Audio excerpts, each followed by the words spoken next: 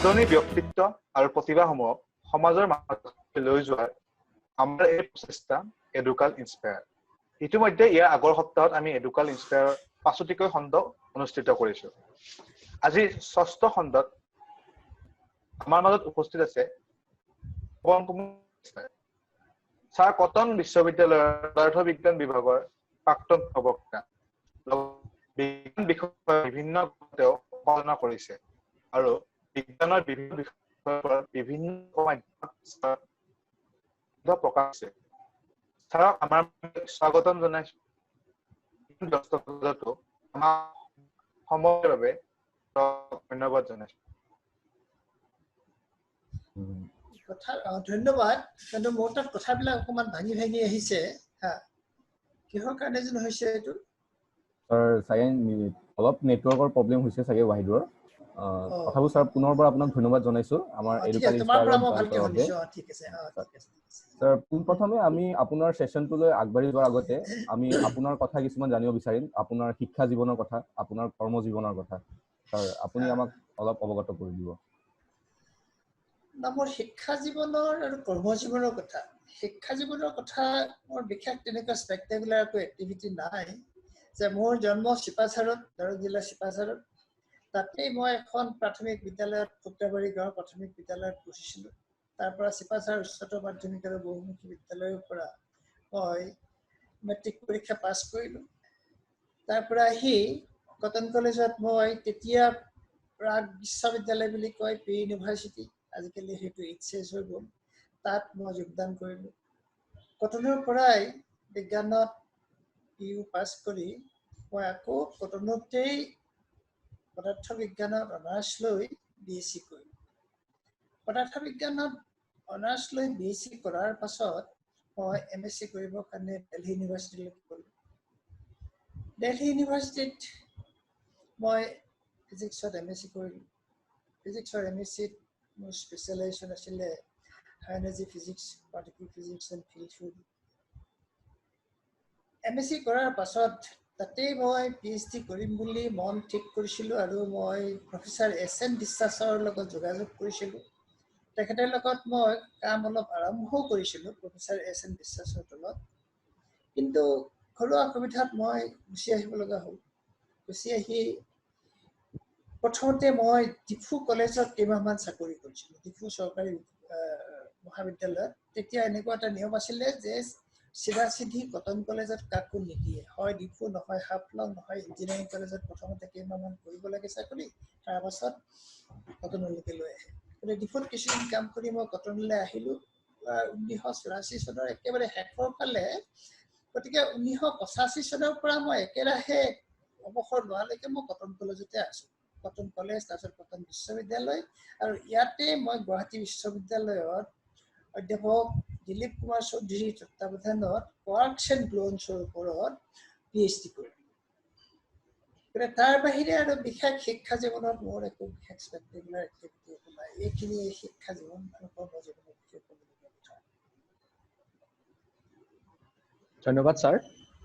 যিহেতু ছাৰ বিজ্ঞানৰ বিভিন্ন ক্ষেত্ৰত সক্ৰিয়ভাৱে জড়িত, আমি ছাৰৰ পৰা বিজ্ঞান শিক্ষা আৰু বৈজ্ঞানিক মানসিকতাৰ মাজত পাৰ্থক্য জানিব বিচাৰিম। বিজ্ঞান শিক্ষাৰ প্ৰচাৰৰ বিপৰীতে মানুহৰ মাজত বৈজ্ঞানিক মানসিকতা এতিয়াও গঢ়ি উঠা দেখা নাযায়। ইয়াৰ বিষয়ে ছাৰে কি ক'ব বিচাৰে? মই বিজ্ঞানৰ প্ৰথমতে এটা কথা কৈ লওঁ যে মই বহুত কামত জড়িত নহয়, যে বিজ্ঞান প্ৰচাৰৰ বহুত কামত জড়িত নহয়। মাজে মাজে দুই এটা প্ৰবন্ধ লিখোঁ বা এটা সময়ত সেবাৰ অধীনত বা এছটেকৰ অধীনত মই পাঠ্যপুথি প্ৰদৰ্শনৰ ক্ষেত্ৰত অলপ জড়িত আছিলোঁ। কিন্তু তাৰ বাহিৰে বিশেষ আৰু কিতাপ কানি তেনেকুৱা মই এতিয়ালৈকে প্ৰকাশ কৰা নাই। যদিও প্ৰকাশ হোৱা বিভিন্ন আলোচনী বা বাতৰি কাকতত প্ৰকাশ হোৱা প্ৰবন্ধ কিছু পৰিমাণৰ আছে। কিন্তু বিজ্ঞান শিক্ষা আৰু বৈজ্ঞানিক মানসিকতা এই দুটাৰ মাজত যদি আমি সম্পৰ্কৰ কথা আমি ক'বলৈ যাওঁ, তেনেহ'লে মই ভাবোঁ যে এইটো এটা ডাইৰেক্টলি প্ৰপৰ্চনেল ধৰণৰ বস্তু এটা নহয়। যে বৈজ্ঞানিক শিক্ষা এটা বেলেগ বস্তু, বিজ্ঞান শিক্ষা আৰু বৈজ্ঞানিক মানসিকতা যদিও এটা সম্পৰ্ক এটা আছে, তথাপিতো একেবাৰে চিধা চিধি কানেক্ট কৰিব পৰা বস্তু এটা নহয়। এনেকুৱা মানুহ দেখিছো যি বিজ্ঞান শিক্ষাৰ দ্বাৰা অতি শিক্ষিত, যে বিজ্ঞানৰ একদম আটাইতকৈ উচ্চ ডিগ্ৰী আছে, পঢ়া শুনাত খুব ভাল, ৰিজাল্টটো ভাল, কিন্তু তেনেকুৱা বিজ্ঞান শিক্ষাৰ অতি উচ্চ ডিগ্ৰীধাৰী মানুহৰ মনতো দেখিছো যে বৈজ্ঞানিক মানসিকতা একেবাৰে নাই, বৈজ্ঞানিক মানসিকতা মোটামুটি কম। আনহাতে এনেকুৱা কিছুমান মানুহ দেখিছো যিবিলাক মানুহৰ বিজ্ঞান শিক্ষাৰ লগত একো কোনো যোগাযোগ নাই, তেওঁলোকৰ বিজ্ঞান শিক্ষাৰে শিক্ষিত নহয়, কিন্তু তেনেকুৱা মানুহো বৈজ্ঞানিকভাৱে বা বৈজ্ঞানিক মানসিকতাৰে সমৃদ্ধ ব্যক্তি সেই মানুহবিলাকো। গতিকে বৈজ্ঞানিক মানসিকতাটো গ্ৰহণ কৰিব লাগিলে বা গঢ়িব লাগিলে যে বিজ্ঞান শিক্ষাৰে শিক্ষিত হ'ব লাগিব তেনেকুৱা ধৰণৰ কথা এটা মোৰ বোধেৰে নাই। যে যিকোনো মানুহে বিজ্ঞানৰ শিক্ষা লওক, বিজ্ঞানৰ ছাত্ৰ হওক বা নহওক, যে যিকোনো মানুহেৰে বৈজ্ঞানিক মানসিকতা এটা গঢ়িব পাৰে যদিহে তেওঁৰ বৈজ্ঞানিক মানসিকতা গঢ়াৰ কাৰণে এটা ইচ্ছা থাকে আৰু তেওঁৰ মনটো এটা যুক্তিবাদী মন এটা থাকে, আৰু যুক্তিবাদী মনেৰে যে পুৰণা যিবিলাক নীতি নিয়ম, যে ট্ৰেডিশ্যন বুলি যিবিলাক বস্তুৰ ওপৰত আমি বিশ্বাস কৰোঁ, সেই বস্তুবিলাক বাদ দিয়াৰ যদি এটা সাহস থাকে, তেতিয়াহ'লে যিকোনো মানুহে বৈজ্ঞানিকভাৱে বৈজ্ঞানিক মানসিকতাৰে সমৃদ্ধ হ'ব পাৰিব বুলি মোৰ বিশ্বাস এটা আছে।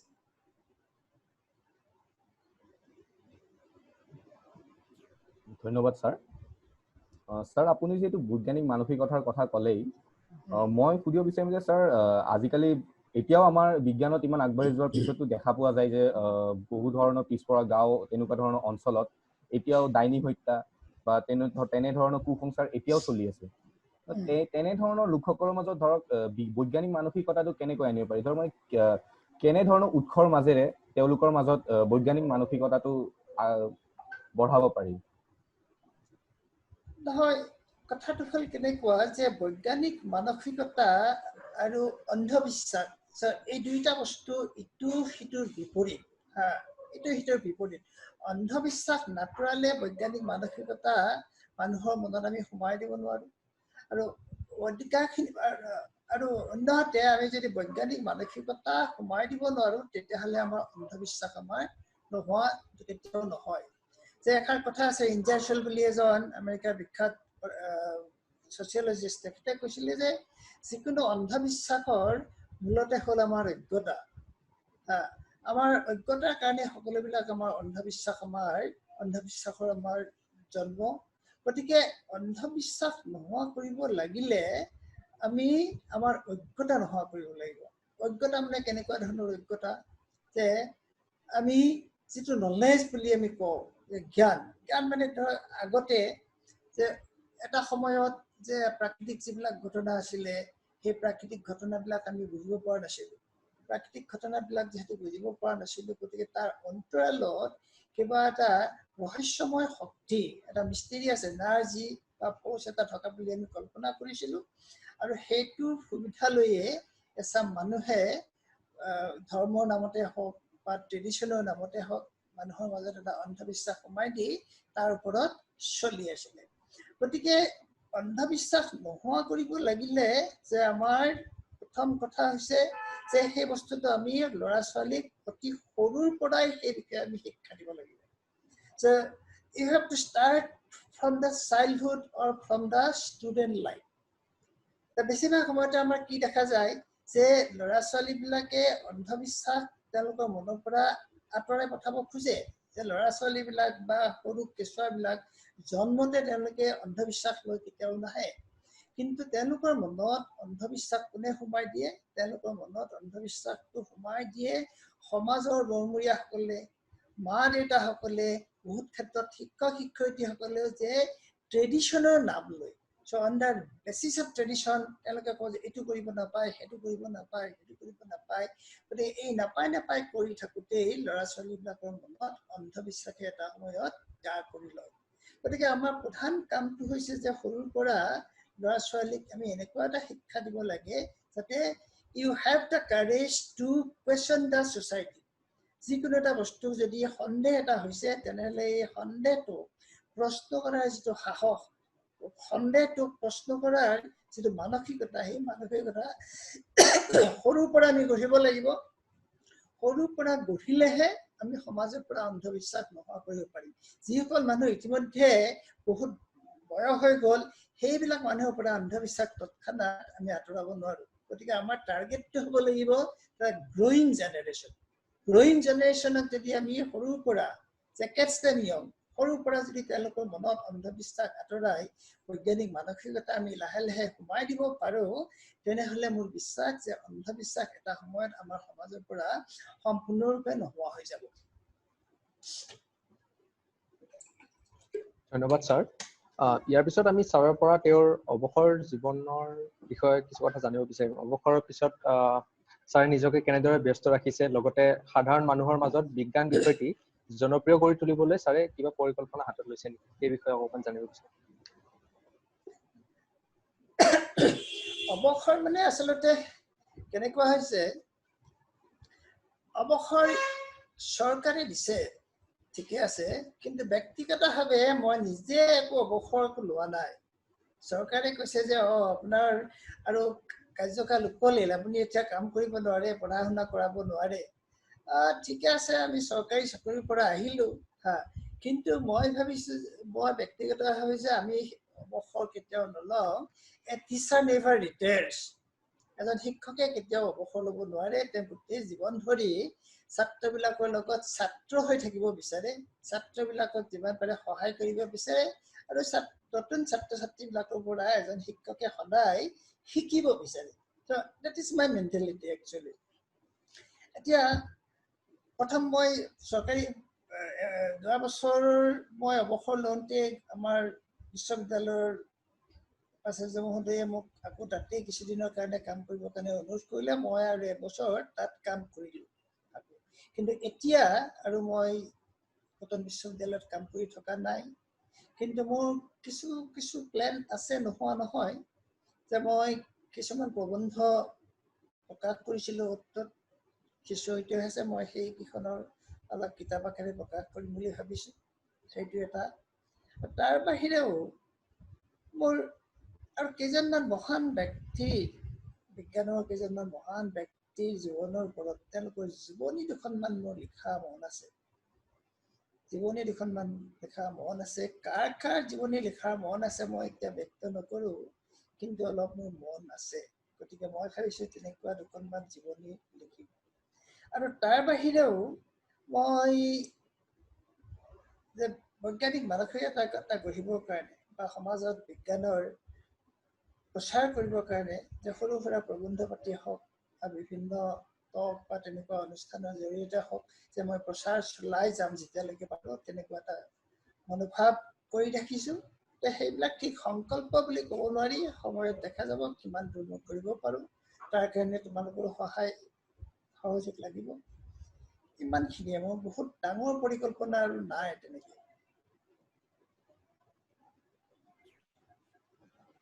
ধন্যবাদ ছাৰ। এতিয়া আমি আমাৰ দৰ্শকসকলৰ জ্ঞাতাৰ্থে কিছুমান কথা জনাব বিচাৰো যে আমাৰ এইটো ছেশ্যনৰ পিছত আমি এখন চেট বক্সত গুগল ফৰ্ম দিম। সেইখন আপোনালোকে যাতে ফিল আপ কৰি দিয়ে, যাতে আমি আপোনালোকৰ চাৰ্টিফিকেটসমূহ দিব পাৰোঁ। লগতে আমাৰ আগতে যি 5টা খণ্ড হৈ গৈছিল, সেই 5টা খণ্ডৰ ভিডিঅ'সমূহ আমাৰ ইউটিউব চেনেলত উপলব্ধ।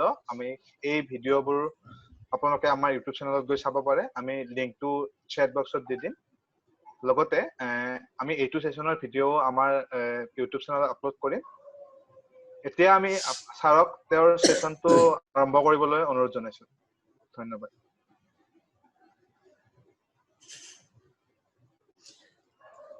ধন্যবাদ অনিল আৰু আন উদ্যোক্তাসকল, যে মোক ইয়ালৈকে নিমন্ত্ৰণ জনোৱাৰ কাৰণে মই প্ৰথমে যে এডুকাল্টৰ সমূহ সদস্যকে মই ধন্যবাদ জ্ঞাপন কৰিছোঁ। আৰু মই আজিৰ এই অনুষ্ঠানত যিসকল দৰ্শকে বা যিসকল অংশগ্ৰহণকাৰীয়ে অংশগ্ৰহণ কৰিছে, সেই সকলোলৈকে স্বাগতম জনাই মই মোৰ আজিৰ বক্তব্য আজিৰ কথিকা মই আৰম্ভ কৰিবলৈ ওলাইছোঁ। আৰম্ভণিৰ আগতে মই দুটামান কথা কৈ ল'ব লাগিব। যে প্ৰথম কথাটো হ'ল যে এডুকাল্টৰ সদস্যসকলৰ অনুৰোধ মৰ্মে বা তেওঁলোকৰ নিয়ম মৰ্মে মই গোটেই বক্তৃতাটো অসমীয়া ভাষাতে দিবলৈ চেষ্টা কৰিম কিন্তু তথাপিতো মাজে মাজে নিশ্চয় অভ্যাসবশতঃ ইংৰাজী সোমাব কেতিয়াবা হয়তো ইংৰাজী অগ্ৰাধিকাৰ পাব যে গোটেই ভাষণটো অকল অসমীয়াতে হয়তো মোৰ হৈ উঠিবও পাৰে তাৰ কাৰণে মই এডুকাল্টৰ সকলো সদস্যৰ ওচৰতে আগতীয়াকৈ ক্ষমা প্ৰাৰ্থনা বিচাৰিছোঁ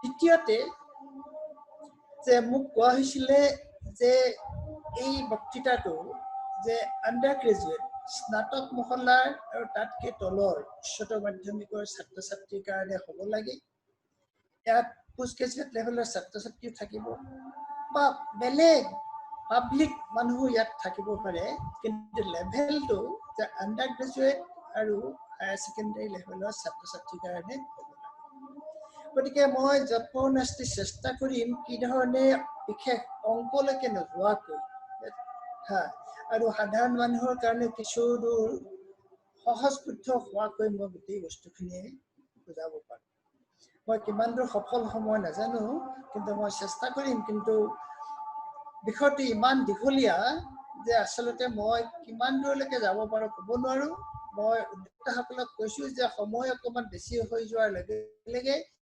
যিমানখিনিত মই শেষ কৰিব পাৰোঁ সেইখিনিতে মই শেষ কৰি দিম কাৰণ এইটো আধাতে শেষ কৰিলেও শেষ একেবাৰে বহুত পাছলৈ গ'লেও শেষ আৰু এটা কথাও মই সকলোকে জনাব খুজিছোঁ যে মোৰ হঠাৎ মাজে মাজে ইয়াতে কাৰেণ্টটো নোহোৱা হৈ যায় মই ডাটাৰ পৰা কানেকশ্যন কৰিব নোৱাৰিলোঁ শেষ মুহূৰ্তত গৈ গতিকে মোৰ যদি লিংকটো হঠাৎ গুচি যায় তেনেহ'লে মই বেলেগ এটা লেপটপ ঠিক কৰি ৰাখিছোঁ মই তালৈকে যাওঁতে হয়তো মোক কেইমিনিটমান সময় লাগিব পাৰে ঠিক আছে এতিয়া মই মোৰ বক্তব্য আৰম্ভ কৰিম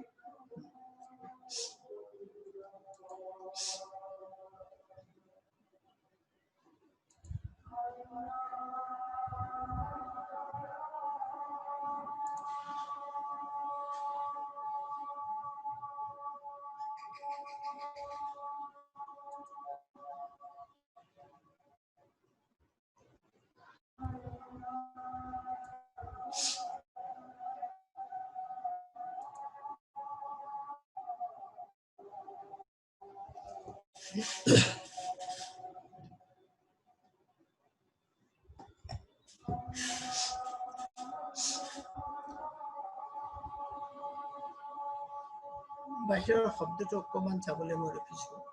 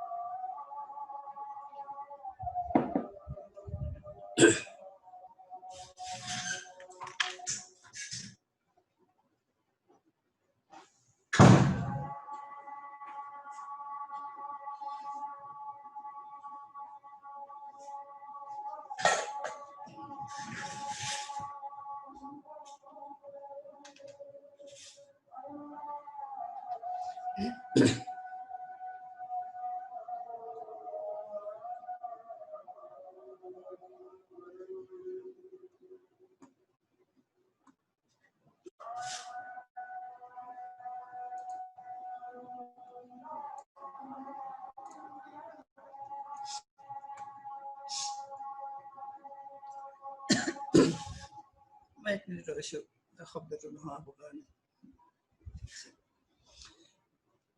ধন্যবাদ আকৌ এবাৰ মই ধন্যবাদ জ্ঞাপন কৰিছোঁ কৰি মই মোৰ বক্তব্য আৰম্ভ কৰিবলৈ ওলাইছোঁ স্পেচিয়েল থিয়ৰী অফ ৰিলেটিভিটি বুলি কোৱাৰ লগে লগে আমাৰ প্ৰত্যেকজন ব্যক্তিৰ চকুৰ সন্মুখতে এটা বিশেষ মানুহৰ এই মানুহজনৰ চকুত আমাৰ ভাহি উঠে যে অবিনষ্ট চিলিৰে সেই মনীষীজন এলবাৰ্ট আইনষ্টাইন লগতে E=mc² নামৰ এই ইকুৱেশ্যনটো আৰু এটা বছৰ যে 1905 এই তিনিটা ছবিয়ে আমাৰ মনলৈকে আহে 1905 চন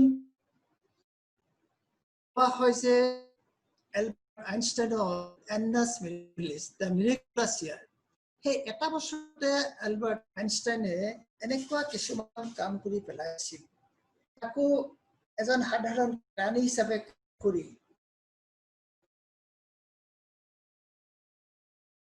যে সেই যিটো আমাৰ সৌধ আছিলে ক্লাছিকেল মেকানিক্সৰ যিটো স্তম্ভ সেই গোটেই স্তম্ভটোকে আমাৰ লৰাই পেলাইছিল সেই 1905 চনটোত বিশেষকৈ তেওঁৰ এখন আছিলে যে ফটোইলেক্ট্ৰিক এফেক্ট সেই ফটোইলেক্ট্ৰিক এফেক্টৰ ওপৰত পেপাৰখনৰ কাৰণে তেওঁ পাছত নোবেল প্ৰাইজ পাইছে আৰু আনখন আছিলে on the electrodynamics of moving bodies যিখনক আমি কওঁ যে স্পেচিয়েল থিয়ৰী অফ ৰিলেটিভিটি তেওঁ এটা নোবেল পুৰস্কাৰ পাইছিলে কিন্তু হয়তো তেওঁ সেই এটা বছৰৰ কামৰ কাৰণে বহুত মানুহে কয় যে তেওঁ 2-3টা নোবেল পুৰস্কাৰ পোৱাৰ যোগ্য আছিলে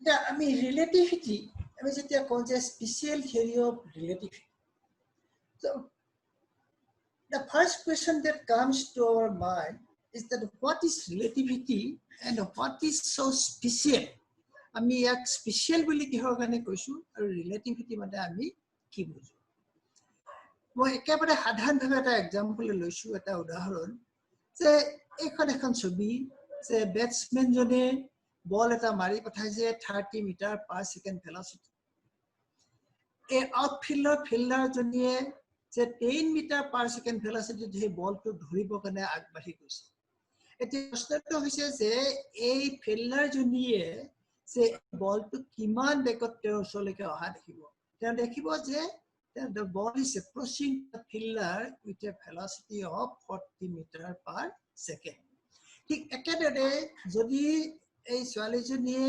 সন্মুখৰ ফালে নাহি যদি পাছুৱাই গৈ বলটো ধৰিলেহেঁতেন তেতিয়াহ'লে বলটোৰ বেগ তেওঁৰ কাৰণে আমাৰ কিমান হ'লেহেঁতেন তেতিয়া আমি জানো যে সেইটো আমাৰ 30 - 10 20 মিটাৰ পাৰ সেকেন্ড এই যে 30ৰ লগত 10 যোগ কৰিলো আৰু এবাৰ আমি 30ৰ পৰা 10 বিয়োগ কৰি 20 পালো so this is actually relativity সহজ অৰ্থত সেইটো আমাৰ ৰিলেটিভিটি আৰু আমি সেই ৰিলেটিভিটিতে কৈছো আমি যে ক্লাছিকেল ৰিলেটিভিটি বা নিউটনিয়ান ৰিলেটিভিটি কাৰণ এই 30ৰ লগত 30 + 10 40 বা 30 - 10 20 মিটাৰ পাৰ সেকেন্ড এই বস্তুটো আমি আসলতে পাইছো যে নিউটনৰ সূত্ৰ আমি ব্যৱহাৰ কৰি so this is in very simple terms what we call as the classical relativity or the Newtonian relativity or Galilean relativity এতিয়া relativity বুলি কোৱাৰ লগে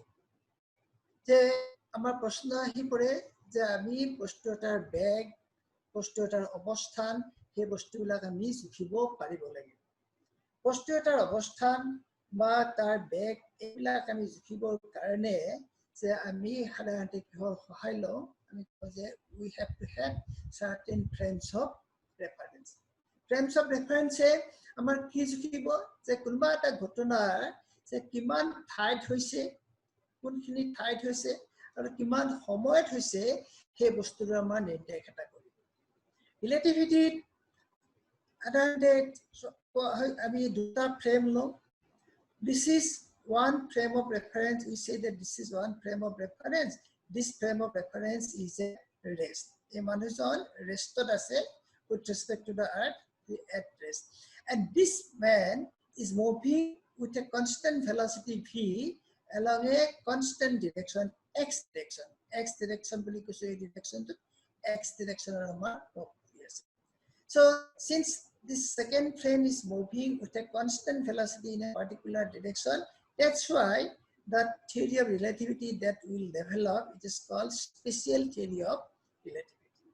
এতিয়া প্ৰশ্নটো হৈছে যে এই দুজন মানুহৰ কাৰণে এইজন গৈ আছে সন্মুখৰ ফালে এইজন ৰৈ আছে এইজন ধৰা এখন গাড়ীত গৈ থকা মানুহ এজন 60 কিলোমিটাৰ পাৰ আৱাৰত গাড়ী এখনত একেটা ডিৰেকশ্যনতে গৈ আছে সেই মুহূৰ্ততে ইয়াতে কিবা এটা ঘটনা এটা ঘটিলে এই ঠাইখিনি নামৰ এটা ঘটনা এটা ঘটিছে ঘটনাটো কেনেকুৱা হ'ব পাৰে যে ঘটনাটো হ'ব পাৰে যে এটা কিবা ফায়াৰ ক্ৰেকাৰ এটা বাৰ্ষ্ট কৰিছে নহয় এক্সিডেন্ট এটা হৈছে নহয় কিবা এটা পৰিছে এতিয়া এই ঘটনাটো এই মানুহজনেও চাব এই মানুহজনেও চাব এই মানুহজনৰ কাৰণে এই ঘটনাটোৰ ডিসটেন্সটো বেলেগ পজিশন বিলাক বেলেগ এই গৈ থকা মানুহজনৰ কাৰণেও বেলেগ আৰু এইজন মানুহ আৰু এইজন মানুহ দুইজনৰ হাতত দুটা ঘড়ী আছে ঘড়ী দুটা তেওঁলোকে মিলাই লৈছে আৰম্ভণিতে এতিয়া তেওঁলোকে এই ঘটনাটো কিমান সময়ত হৈছে এই কথাটো গতিকে এটা ঘটনা কোনখিনি ঠাইত হৈছে কোনখিনি সময়ত হৈছে সেই গোটেইবিলাক সেইখিনি বস্তুক আমি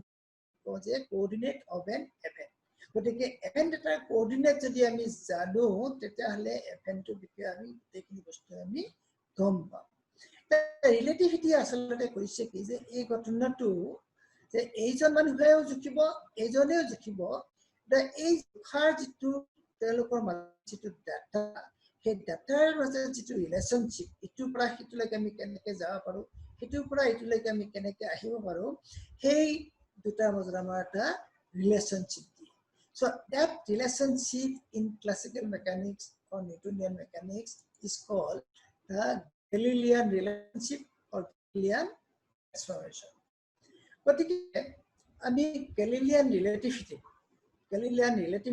আমি আসলে দেখব যে তাত আমাৰ দুটা ফ্ৰেম অফ ৰেফাৰেন্স থাকে one is at rest and the other is at moving এই ৰৈ থকাই হওক বা গৈ থকাই হওক এই যিকোনো ফ্ৰেমতে আমাৰ দেখা যায় যে Newton's laws of motion valid in such kind of frame যিবিলাক ফ্ৰেমত নিউটনৰ ল আমাৰ ভেলিড হয় সেই ফ্ৰেমবিলাক আমি কৈছো যে ইনাৰ্চিয়েল ফ্ৰেম অফ ৰেফাৰেন্স গতিকে প্ৰথম আমি নিউটনিয়ান ৰিলেটিভিটি এটা লিখিব লাগিব যে what is inertial frame of reference it is a frame of reference in which laws of motion Newton's laws of motion are valid all frames with constant velocities are inertial frame যিবিলাক আমাৰ constant velocity mauve কৰি আছে সেই গোটেইবিলাক ফ্ৰেমে আমাৰ inertial frame এটা inertial frame এটা আটাইতকৈ উল্লেখযোগ্য আমাৰ প্ৰপাৰ্টি হৈছে So if Newton's law of motion is valid in one inertial frame, then it is also valid in all other inertial frames.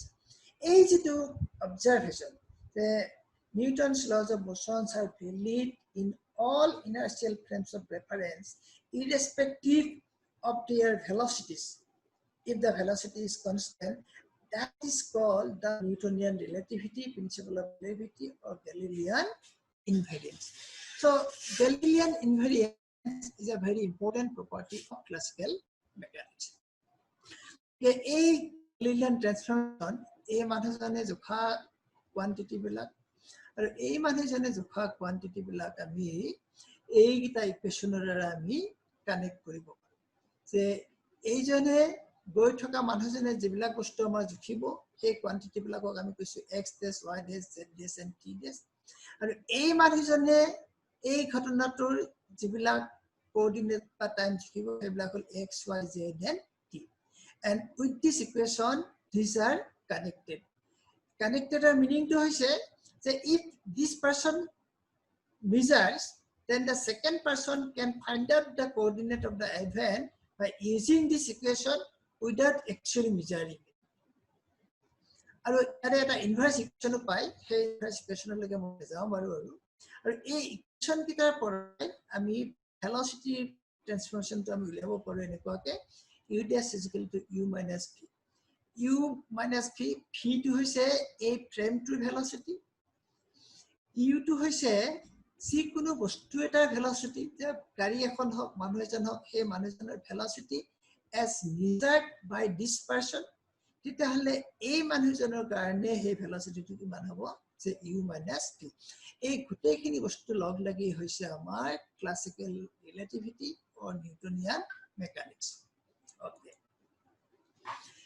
thus far it was good যে Newtonian relativity বা Galilean relativity প্ৰায় 200 বছৰতকৈ অধিক কাল যে বিজ্ঞানীসকলৰ মন মোহি আগুৰি আছিল So all the physicists, so they were so enamored by the Newtonian mechanics that they did not think that anything someday will come that we have to revise the Newton's laws of motion. Kintu at the beginning of the 19th century, from the beginning of the 19th centuries, some things began to happen. So one of the most important developments at the beginning of the 19th century was the Young's double slit experiments. And the other thing are the Maxwell's equations.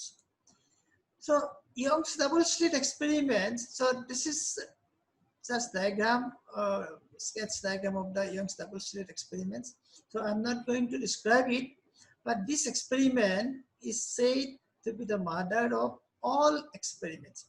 এই এক্সপেৰিমেণ্টটোৱে প্ৰথমবাৰৰ কাৰণে কি দেখালে যে light behaves as an wave. Light behaves as an wave. Alright. So light যেহেতু আমাৰ এইটো wave হিচাপে behave কৰে আৰু যিকোনো ৱেভৰ কাৰণে আমাক যেহেতু এটা মিডিয়াম লাগে গতিকে আমাৰ এটা মিডিয়ামৰ প্ৰয়োজন হ'ল so that light can travel through that medium. Now the medium should be such that it fills the entire universe because light comes from the sun, light also comes from all the stars. Therefore this medium must fill the entire universe. Okay. Second thing was the Maxwell's equations. The Maxwell's equation kita beleg dhৰণৰ একো equation নহয়. আমাৰ higher secondary physics ল'ৰা ছোৱালী যি পাইছে Coulomb's law, Gauss law, Faraday's law, Ampere's law, সেই গোটেইকেইটা law Maxwell'ে সংঘবদ্ধভাৱে কৰি চাৰিটা ধুনীয়া equationত আমাৰ সজাই পৰাই তুলিছিলে. The Maxwell equationsৰ আমাক ক'লে কি যে Maxwell's equations so predicted that there exists an wave which he calls the electromagnetic wave, so which travels through the free space so with a constant velocity. The Maxwell equationৰ prediction to asile je Maxwell equationৰ পৰা আমি এটা wave equation এটা আমি derive কৰিব পাৰো আৰু hey wave equation to jitu wave velocity, that velocity comes out to be this much. A quantity ta already amar experimental data ami tak liai thoi disu. So theoretically Maxwell predicted that the velocity of the electromagnetic wave is approximately this much. But incidentally this value is the velocity of light which was already discovered by Romer, so about 200 years back in 1676. So the Maxwell's equation invariably proved that light is an electromagnetic wave which travels through vacuum with this speed. Second important thing about the Maxwell's equation was that the Maxwell equations are not invariant under Galilean transformation. তাৰমানে এটা ইনাৰ্শিয়াল ফ্ৰেমৰ পৰা আন এটা ইনাৰ্শিয়াল ফ্ৰেমলৈকে যদি আমি যাওঁ তেনেহলে আমাৰ Maxwell's ইকুৱেশ্যন কিটা একে নাথাকে. Maxwell's ইকুৱেশ্যন যদি একে নাথাকে, the form of the Maxwell equation changes when you go from one inertial frame to another inertial frame, then it will have tremendous consequences. যে এনেকুৱা কনসিকুৱেন্স হ'ব যে ঠিক আছে আমি এখন ইউনিফৰ্ম ভেলোচিটিত গৈ থকা ট্ৰেইন এখনৰ ভিতৰত আমি এটা অপটিকেল এক্সপেৰিমেন্ট এটা কৰি আমি সেই ট্ৰেইনখনৰ ভেলোচিটি আমি উলিয়াই দিব পাৰিম which is against the Newtonian relativity.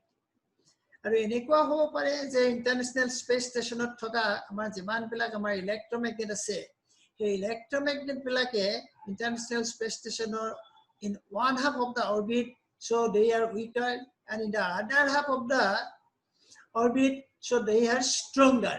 Why? Because Maxwell's equations are different in different inertial frames. So if it is like this, then it will have tremendous consequences. So there was a problem for all the physicists. So what is the problem before us? The problem that, so since light is a wave, therefore we must have a medium, and that medium must fill the entire universe. That medium must have some very peculiar property. I am not going to discuss all those properties now. And second thing, so if we can derive or we can find out or we can discover that eternal medium, then we can say that this is the frame of reference in which the Maxwell's equation is valid. Then the Maxwell's equation did not be invariant under Galilean transformation. That means we'll get a preferred frame of reference, so in physics. এই দুটা এমৰ কাৰণে our physicists like so all the experiment physics, so they were after an ether form of reference. Ether medium. And the ether medium, okay, so it's a series diagram. A diagram to our because the Earth is moving around the sun, so in an elliptical orbit. So ether is pervading the entire space. So when Earth is moving, so we can imagine that Earth is at rest, but the ether, so ether is moving. That means, so we are moving to a ether wind or ethereal current. গতিকে ইয়াত থকা অৱস্থাত আমাৰ আৰ্থৰ যিটো velocity with ৰেসপেক্ট two ether, ইয়াত থাকিলে with ৰেসপেক্ট two ether ভেলচিটিটো আমাৰ অপোজিট হ'ব। Therefore, according to the Galilean impedance, according to the law of velocity additions in Newtonian physics, the velocity of light should be different here from the velocity of light at this point. So depending upon this observation or this thing, so two American scientists, so Michelson and Morley, so they devised a very ingenious experiment. অতি ingenious experiment এটা তেওঁলোকে perform কৰিছিলে to detect the ether frame of reference. কিন্তু তেওঁলোকে এই এক্সপেৰিমেন্টৰ পৰা যে ether ফ্ৰেমটো পাম বুলি ভাবি যিটো এক্সপেৰিমেন্ট কৰিছিল তাত আচলতে এটা ফ্ৰিঞ্জ শিফটৰ কথা এটা আহে। মই সেই ফ্ৰিঞ্জ শিফটৰ কথাটো মই বুজাব নাযাওঁ, ভালেখিনি সময় লাগিব। কিন্তু মূল কথাটো হৈছে যে they could not determine what they expected, so from the classical theory of relativity.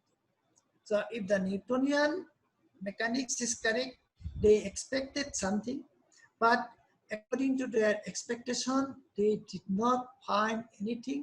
So that's why we call that the experiment gave a null result, or their result of the experiment is negative.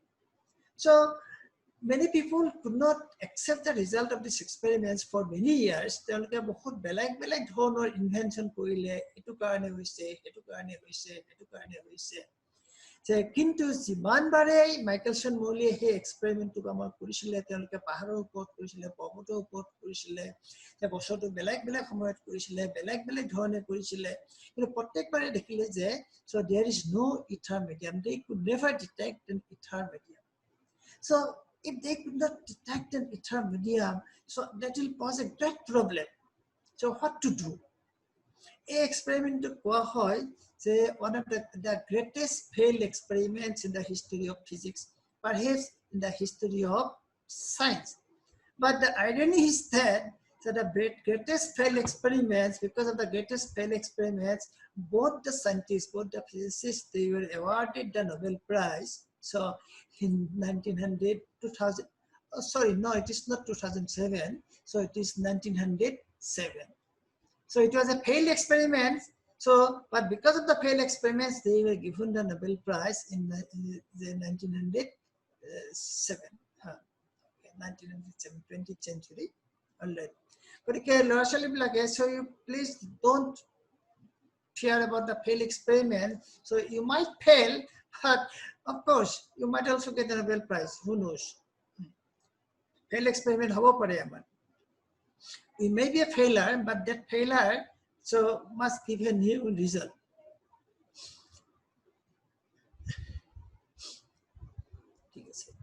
But again, যেহেতু আমি নোৱাৰিলো কোনো ফিজিচিষ্টে বা কোনো experimental ফিজিচিষ্টে যেহেতু আমাৰ এটা ether medium Discover কৰিব নোৱাৰিলে, so now there is a problem. Now what is the problem? Problem to so between Newtonian mechanics and electromagnetism, which one we will choose?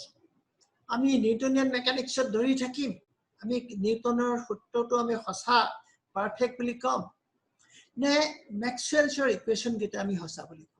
কিন্তু দুইটাক কিন্তু আমি একেলগে সঁচা বুলি ক'ব নোৱাৰো। We cannot accept as the ultimate truth so both the mechanics, Newtonian mechanics as well as electromagnetism. If we accept Newtonian mechanics, so we have to say that there is something wrong in the Maxwell's equation. Or if we accept that the electromagnetism is correct, Maxwell's equations are correct, then there must be something fault in the Newtonian mechanics, Newton's laws, which we have to modify. Almost all the physicists at that time, so they were so enamored by Newton, by Galilei, that they did not dare to think that Newtonian mechanics is wrong. Newton is always right. Whatever he said, Newton is always right. He cannot be wrong. So there must be something wrong in the electromagnetism or the Maxwell's equation. And moreover, Maxwell was quite young. So he gave the theory only in around 1865, but the Newtonian mechanics was already there for more than 200 years. And it has all the success stories. So it could describe very truthfully the motion of the satellites, motion of the planets. So it could predict the return of the Halley comet, so and so. But Einstein was not like everybody. So at that point, Einstein entered into the pictures, and Einstein said that no, I will accept electromagnetism as the correct description of nature, and if needed, I will modify the Newtonian mechanics. Newtoner law moi holai pelam, kintu more karone Maxwell's equations kita amar correct. So Einstein, in so many different lectures here, Einstein always said that Maxwell's equations are the most beautiful equations that he had ever read. গতিকে বহুত সৰুৰ পৰাই মেক্সৱেলৰ ইকুৱেশ্যনৰ প্ৰেমত পৰিছিল Einstein, যে মেক্সৱেলৰ equation কেইটা তেওঁ কেতিয়াও বাদ দিব খোজা নাছিল। আৰু সেইকাৰণে বোধকৰো আইনষ্টাইনে গোটেই জীৱন ধৰি ইলেক্ট্ৰমেগনেটিজিম আৰু গ্ৰেভিটেশ্যনক লগ কৰিব বিচাৰিছিলে। He tried to unify electromagnetism with gravitation, and he spent the entire life, but he was not successful. That is a different story, but he tried. Okay. Moi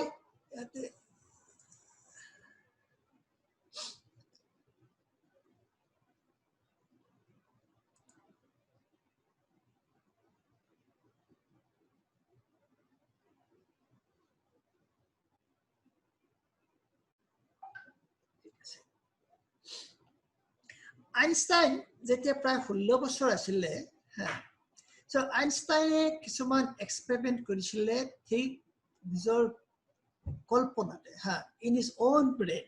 So these are all known as the Einstein's thought experiment. Einstein's thought experiment, one of the thought experiment was like this. Thought experiment amar ki? It's an experiment. তেওঁ নিজকে কল্পনা কৰিছিল যে লাইটৰ pulse এটাৰ লগত যদি তেওঁ সেই একেটা বেগেৰে লাইটৰ যিটো ভেলচিটি, সেই একেটা ভেলচিটিত যদি লাইটৰ পালছ এটাৰ লগত গৈ থাকে, তেতিয়া সেই লাইটৰ পালছটো কেনেকুৱা ধৰণে দেখিব। So you can also easily imagine যে সাগৰৰ ওপৰত থকা ঢৌ এটাৰ ওপৰত যদি তোমালোকে একদম সেই একেটা বেগত গৈ থাকো, so then we'll observe that it is not a wave, it is a stationary wave, it is not moving, it is stationary. So Einstein also realized that if we could move with the same velocity as that of light, so along with a light pulse, so then we'll see that the light pulse is a stationary wave. That means by having a high velocity of the person, so we can reduce the light into a stationary wave. But Maxwell said that no, you can never have light at rest. Light কেটাও রেস্টত light আমি কেটাও পাব নোৱাৰো। তোমালোকে ক'ব পাৰা নেকি যে okay, this is the light at rest. Light always moves. Light always moves with the speed of light. This is a famous sentence. The light always moves with the speed of light. You can never have light at rest. So if you cannot have light at rest, right, then so Einstein realized that not only that we can have light at rest, that we cannot even reduce the speed of light. And that observation is exactly consistent with the prediction of the Maxwell's equation. Maxwell equation is that the speed of light is constant in vacuum. Head type flamer বা social velocity upon a man Therefore, with the help of all these thought experiments, etc., so Einstein gave the two greatest postulates of all humankind. There are two postulates of special theory of relativity. The Maxwell's equation must be valid in all inertial frames. The college and the Newton's law, the Maxwell's equations are valid in all inertial frames. Then he proposed two postulates. The first postulate is the principle of relativity. It is our Newtonian relativity include all laws of physics, not just the laws of mechanics. All laws of physics are same in all inertial frames. Then the constancy of the speed of light, the observers in all inertial systems measure the same value for the speed of light in a vacuum. But the vacuum বা শূন্য ঠাইত পোহৰৰ যিটো বেগ এই পোহৰৰ বেগটো সব observer কাৰণে একে whether the observer is moving with a very high velocity or low velocity doesn't matter.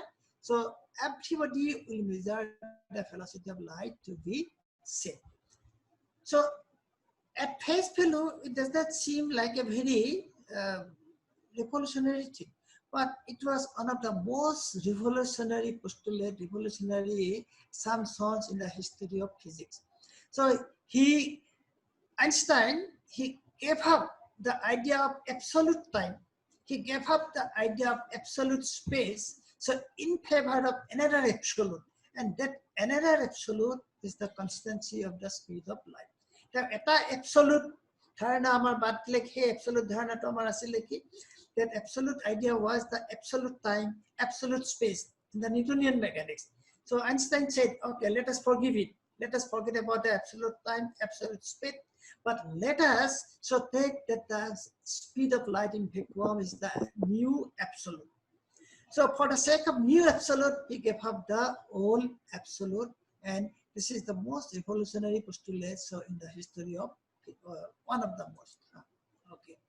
But the second postulate to motivate ki bostu ami eta saধাৰণ example eta disu yate. So as an astronaut, suppose he is flashing a light, so that light is traveling with this speed. There is another astronaut, so that is moving towards him with a velocity 10 to the power 8 meter per second. That means 1/3 the velocity of light. Now, according to classical mechanics, Newtonian mechanics mote amar ei manujone এই লাইটৰ স্পিডটো কিমান দেখা পাব লাগে এই দুটাৰ যোগফল আগতে যে আমি কৰিছিল সেই প্ৰথম স্লাইডখন সেই স্লাইডখনৰ মতে এটো আমাৰ দুটা যোগ কৰিলে 4 * 10 to the power 8 meter per second হ'ব লাগে আকৌ ইফালে যদি গৈ থাকে তেতিয়া হলে ভেলোসিটিটো হ'ব লাগে 3 - 1 that is 2 * 10 to the power 8 meter per second. But Einstein said no, whether that person is moving this way, this person is moving that way, or that person is moving that way, in whichever situation they are, they will always measure the velocity of light to be 3 * 10 to the power 8 meter per second in vacuum. So they will not get a different result. That was a very, very revolutionary concept at that time, and very few people could believe in fact. So before Max Planck popularized the papers of Einstein, actually many people did not believe it.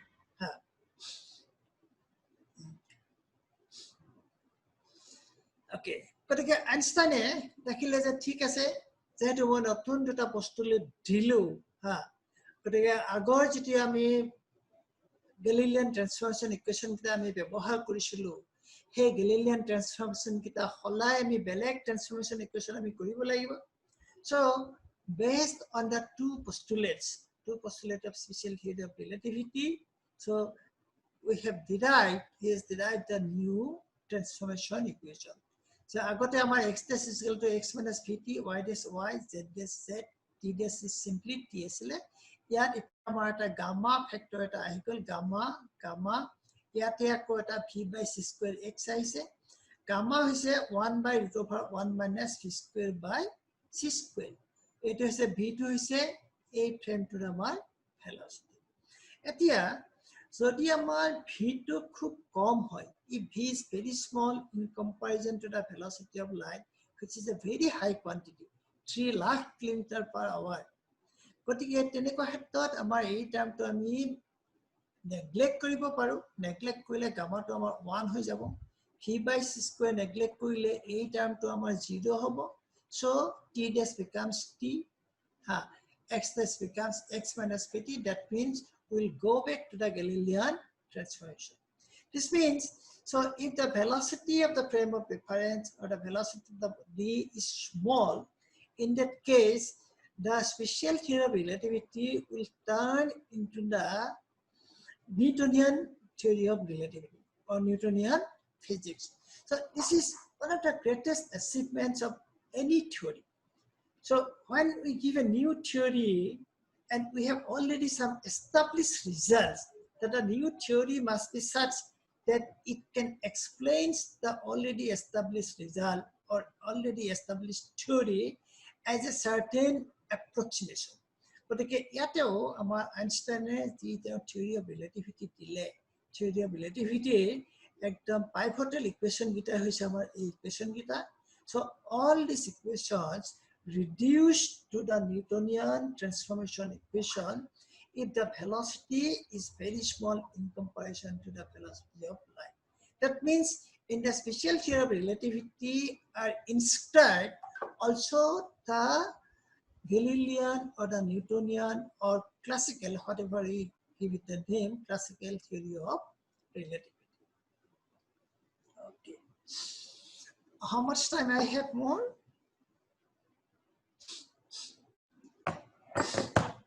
আপুনি continue কৰিব পাৰে.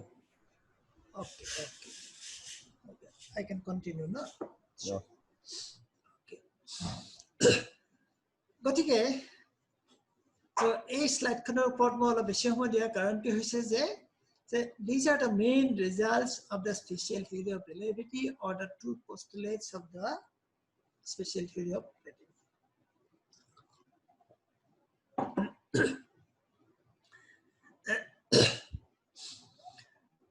যেনেকৈ আমি velocity ট্ৰান্সফৰমেশন আমি কৰাইছিলো, তে আমি ইতিমধ্যে এটা এক্সাম্পল এটা দিলো যে পোহৰৰ বেগ যে যিজন মানুহে লাইটৰ ফ্লেশটো মাৰিছে তেওঁৰ যিমানে স্পিড নাথাকক, যিজনে লাইটৰ স্পিডটো দেখিছে তেওঁৰ যিমানে স্পিড নহওক, সদায় লাইটৰ স্পিডটো ভেলোসিটিটো আমাৰ কি হিচাপে পাব যে it will always get the speed of light to be c, not c plus v or c minus v. It means so that we must be able to show from the Lorentz transformation equation. As we get our Lorentz transformation equation, as a transformation equation, coordinate transformation. Here, velocity transformation equation. So this is the Lorentz velocity transformation, and this one is called the inverse transformation equation. Inverse meaning to hoise the equation to meaning to hoise the a manujone যেটাকে আমি unprime frame বুলি কওঁ, এই মানুহজনে জোখা বস্তুটো এই মানুহজনে নজোখাকে পাব। আকৌ যদি আমি চাওঁ যে জোখা মেলা কাৰবাৰটো এইজনে কৰিব কৈ থকা জনে, তেতিয়াহ'লে ইজনে এই ইনভাৰ্স ইকুয়েশনটো ব্যৱহাৰ কৰি যিবিলাক ভেলোসিটি লাগে, কোঅৰ্ডিনেট লাগে, এই গোটেই বস্তুবিলাক পাব। গতিকে এই যে ইকুয়েশন, এই ইকুয়েশনটোক আমি কৈছো যে the relativistic velocity addition formula, and a formula to ব্যৱহাৰ কৰিয়ে আমি দেখাব পাৰো that the velocity of light is a constant quantity for all observers irrespective of the velocity of the source or the observer. And also, so in the limit when v by c squares, v is very, very small in comparison to c, this quantity can be neglected, then v dash becomes equal to v minus u, and v dash is equal to v minus u is nothing but the velocity addition formula according to the Galilean transformation.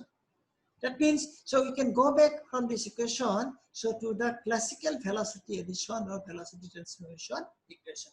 So everything that was there in the classical equation, classical relativity, are also there in the Lorentz or in the special theory of relativity.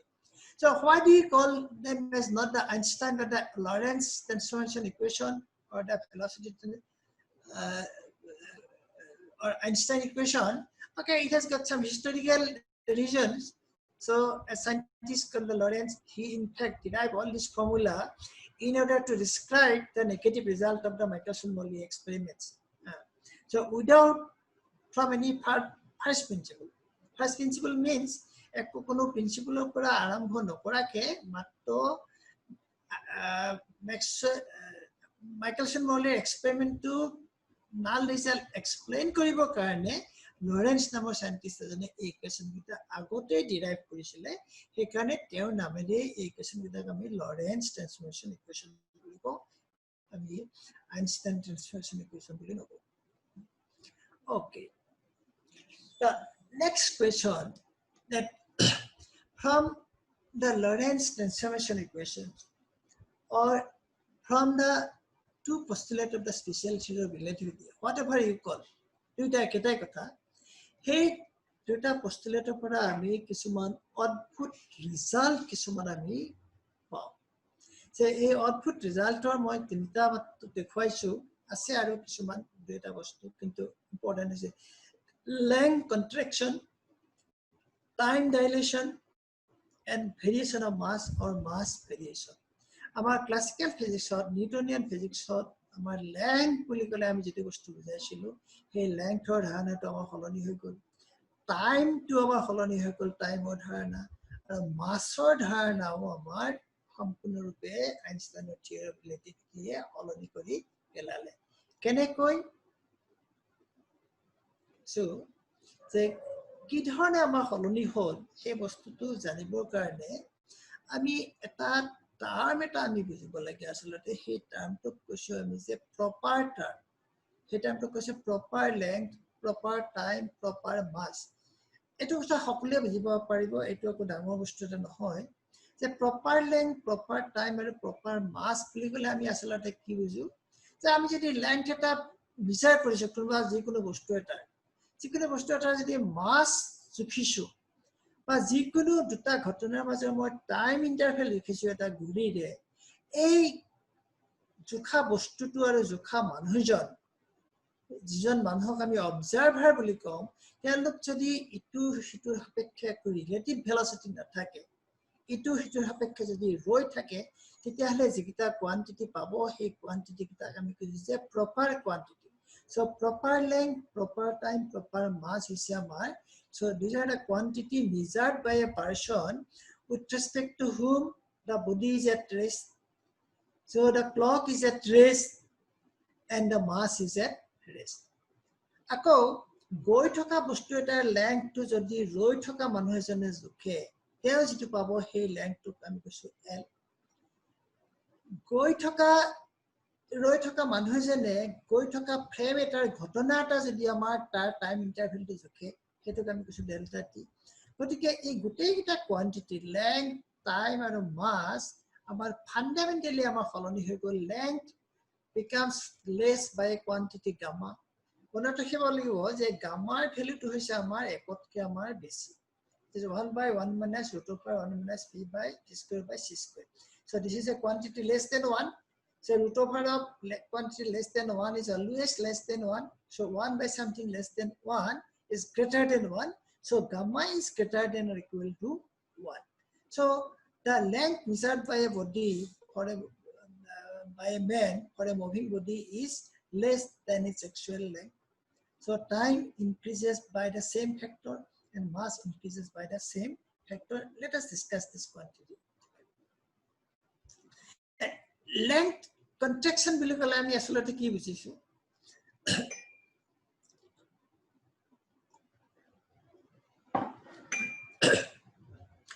ঠিক আছে আমাৰ এই গোটেই ৰাস্তাটোতে বিৰাট দীঘল scale এডাল পৰি আছে গোটেই ৰাস্তাটোতে এটা ভেৰি লং স্কেল এডাল ইয়াত মই থিয় হৈ আছো এতিয়া এই গাড়ীখনৰ লেংথটো মই জুখিব খুজিছো যে গাড়ীখন ৰেষ্টত থকা অৱস্থাত লাইট ৰেড লাইট জ্বলি আছে গতিকে গাড়ীখন ৰৈ আছে তাৰ লেংথটো মই জুখি কিমান পালো এইখিনি এই লেংথটোক মই কি কম যে proper length of this car or of this vehicle এতিয়া এই মই ৰৈ থকা মানুহজনে এই গাড়ীখন যেতিয়া মানে গৈ থাকিব এবাৰ ব্লু লাইট জ্বলিছে green light so the car is moving so in the moving position যদি মই এই একেখন ভেহিকলৰ লেংথটো জুখো so this time I will get shorter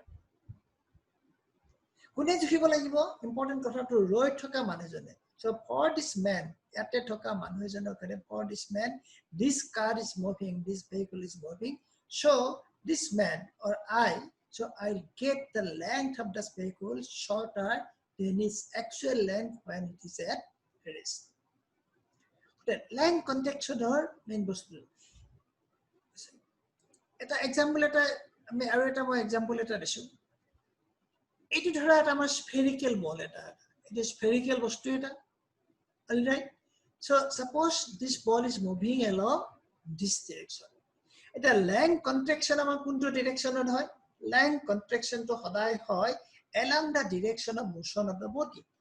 So there is a observer at rest and this body is moving along this direction.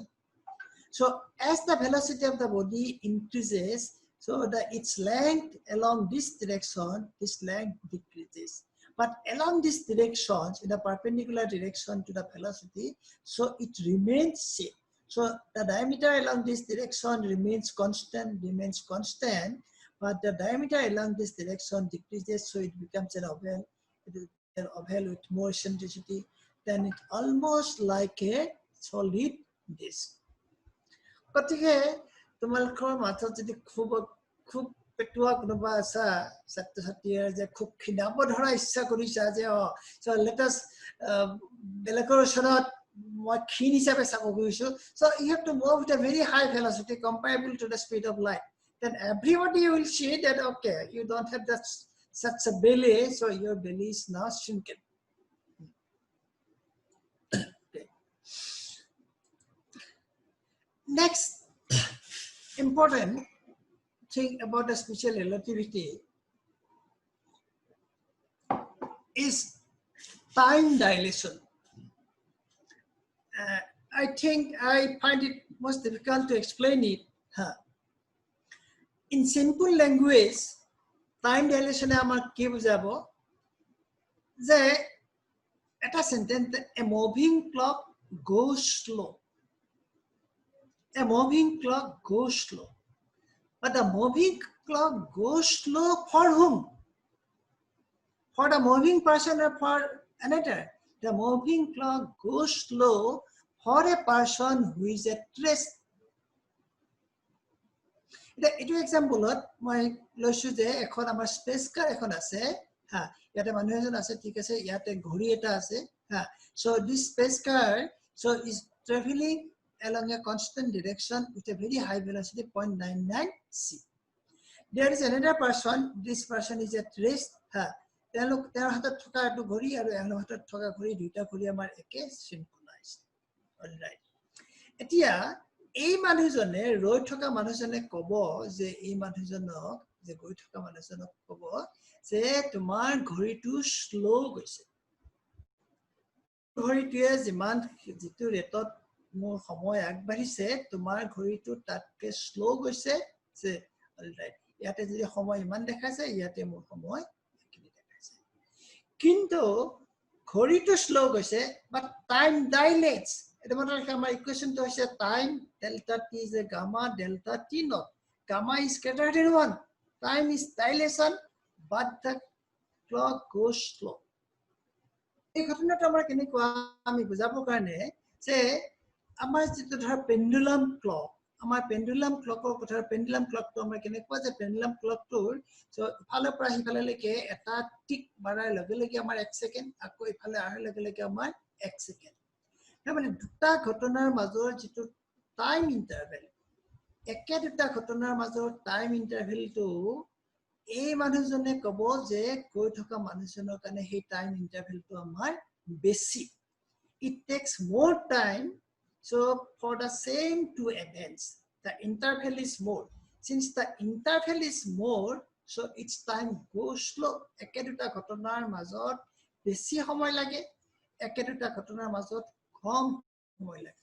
গতিকে একেদুটা ঘটনাৰ মাজত যদি আমাৰ বেছি সময় লাগে, সেই ঘটনাটো আমাৰ স্লো হ'ব নহয়। সেই ঘটনাটো স্লো হ'ব। এঠাইৰ পৰা আন এঠাইলৈ যাবৰ কাৰণে যদি তোমাক বেছি সময় লাগে, তেতিয়াহ'লে তুমি স্লোলি গৈছা। So that's why a moving clock goes slow. এই বস্তুটো বুজাবৰ কাৰণে মই আন এটা বস্তু সহায় লৈছো, কাৰণ এই ঘটনাটোৱে ৰিলেটিভিটিৰ আটাইতকৈ ইম্পৰ্টেণ্ট ঘটনা।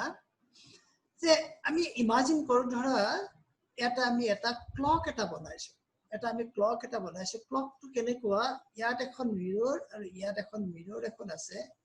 মোক যদিও সময় বেছিকে ল'ব কোৱা হৈছে, অলপ সময় বেছিকে গ'লে মোক ঠিক কৰি কোনোবা এজন উদ্যোক্তাই জনাই দিব দেই, নহ'লে মই কৈ থাকিম যে আমাৰ ইমাজিন আমি এটা ক্লকৰ কথা আমি কল্পনা কৰিছো। ঘড়ীটো আমাৰ কেনেকুৱা, দুখন মিৰৰ, এইখন এখন মিৰৰ, এইখন এখন আমাৰ মিৰৰ। এই দুখন মিৰৰৰ মাজত এটা লাইটৰ পালছ এটা আমাৰ, চ' ইট ইজ বাউন্সিং। চ' ইয়াৰ পৰা ইয়ালৈকে গৈছে, আকৌ ইয়াত খুন্দা খাই ইয়ালৈকে আহিছে। চ' ইয়াৰ পৰা ইয়ালৈকে যোৱা যিটো সময়, সেই সময়টোক মই কৈছো ডেল্টা টি নট। গতিকে কিমান সময় লাগিব এই ডিষ্টেন্সটো যদি মই ডি বুলি কওঁ, লাইটৰ ভেলচিটি চি, গতিকে ইয়াৰ পৰা গৈ এইখিনিলৈকে যাওঁতে আমি কৈছো যে সময় লাগিব ডি বাই চি। আৰু আমি ঠিক ধৰি লৈছো যে ধৰা এই ইয়াৰ পৰা গৈ ইয়াতে খুন্দা মাৰা সেইটোৱে আমাৰ 1 ছেকেণ্ড, 1 ছেকেণ্ড বুলি আমি ধৰি ল'ব পাৰোঁ। এতিয়া সেই একেটা ঘটনা, সেই একেটা ঘড়ী যদি এখন গাড়ীত গৈ থাকে আৰু সেই ঘটনাটো যদি মই ৰৈ থাকি চাওঁ, I am observing the same clock when the clock is moving in a car. So being at rest, I am at rest and this car is moving.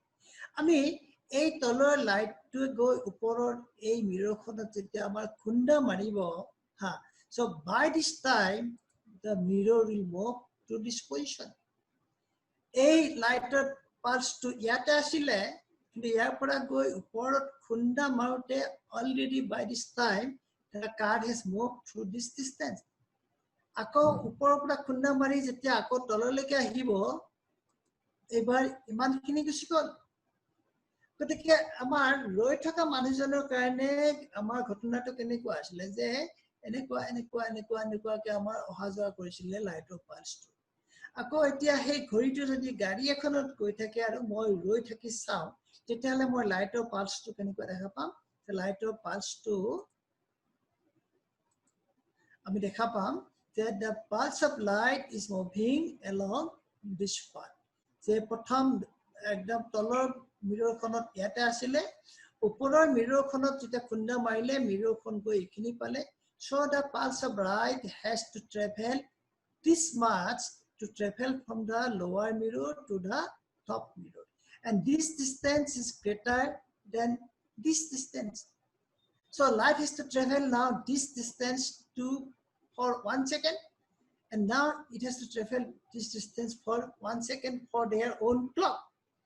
But velocity of light is constant, so whether it is moving or at rest, so they will move with the same velocity c, and that's why the time difference comes. So the time difference as measured by the person at rest, that delta t, so will be delta t not divided by or multiplied by this quantity.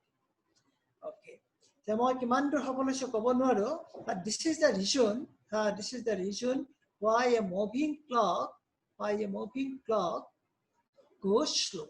যে যি দুটা ঘটনাৰ মাজত, হা, যে ৰৈ থকা মানুহজনৰ কাৰণে যিমান সময় লাগে, গৈ থকা ঘড়ীটোৰ আমাৰ তাতকে বেছি সময় লাগে, সেইকাৰণে ঘড়ীটো আমাৰ শ্লো যায়। এতিয়া এই যে আমাৰ a moving clock goes slow, one of the most exciting and a very popular example or the paradox connected with this phenomenon is what is known as the twin paradox. Twin paradoxৰ কথা প্ৰত্যেকজন মানুহে, প্ৰত্যেকজন ল'ৰা ছোৱালীয়ে আমাৰ শিকিছে বা পাইছে যে what is twin paradox. Suppose we have a twin, a twin brother and the sisters on the earth. এই দুজন ভাই ককাৰ ভিতৰত she decided that she will go to the nearest star. The nearest star Alpha Centauri, so it is nearly 4.3 light years away. 4.3 light years মানে হৈছে light years to সবাই সায়েন্সৰ ল'ৰা ছোৱালী সকলোৱে জানে যে পোহৰে এক বছৰত যিমান দূৰত্ব অতিক্ৰম কৰে সেইটো হৈছে আমাৰ light years. আৰু এই ভাইকজনে ক'লে যে নহয় মই নাযাওঁ মই পৃথিৱীতে থাকিম মই সায়েন্স ফিজিক্স পঢ়িম ঠিক আছে he'll read physics and he'll stay at home and she is moving to the Alpha Centauri and coming back. Now let's see, she is moving and this person time on the boy's clock এই ইয়াত থকা পৃথিৱীত থকা ভাইকজনে এতিয়া সেই ভনীয়েকজনী তালৈকে যাওঁতে কিমান সময় লাগিব এই সময়টো হিচাপ কৰিছে তেওঁ গেলিলিও লৰেন্স ট্ৰান্সফৰমেশন ইকুৱেশ্যন বা আইনষ্টাইনৰ ৰিলেটিভিটি মতে ক্যালকুলেট কৰি দেখিছে যে she'll take so 4.8 years to reach the nearest star. Now after going there she does not stay, she wants to come back, she returns.